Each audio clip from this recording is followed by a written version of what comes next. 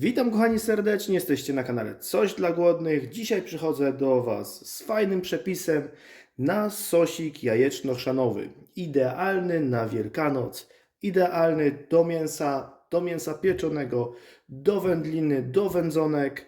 No dosłownie naprawdę praktycznie pasuje do wszystkiego. Ja bardzo uwielbiam go ze schabem pieczonym, ze śliwką. Na zimno idealnie pasuje.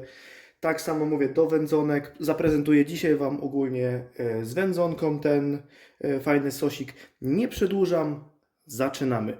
Do przygotowania sosu będziemy potrzebowali 4 jajka ugotowane na twardo, 3 łyżeczki chrzanu, 3 łyżki jogurtu naturalnego, 3 łyżki śmietany, 2 łyżki majonezu, sól, pieprz do smaku. Ogólnie rzecz biorąc, możecie zrobić ten sosik pod własny smak. Jeżeli lubicie bardziej ostrawę, dajcie więcej chrzanu. Jeżeli bardziej naturalny smak, dajcie jogurtu naturalnego, bardziej majonezowy, dajcie więcej majonezu.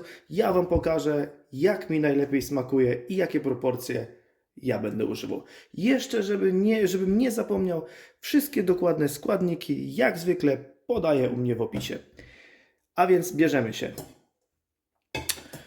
Mogłem użyć Thermomixa, żeby rozdrobnić jajka, ale chcę Wam również pokazać, że dacie radę to zrobić samemu w domu. Do tego będziemy potrzebowali miski, durszlaka z takimi drobnymi sitkami. Będziemy przecierać teraz jajka przez to sitko na drobniutko.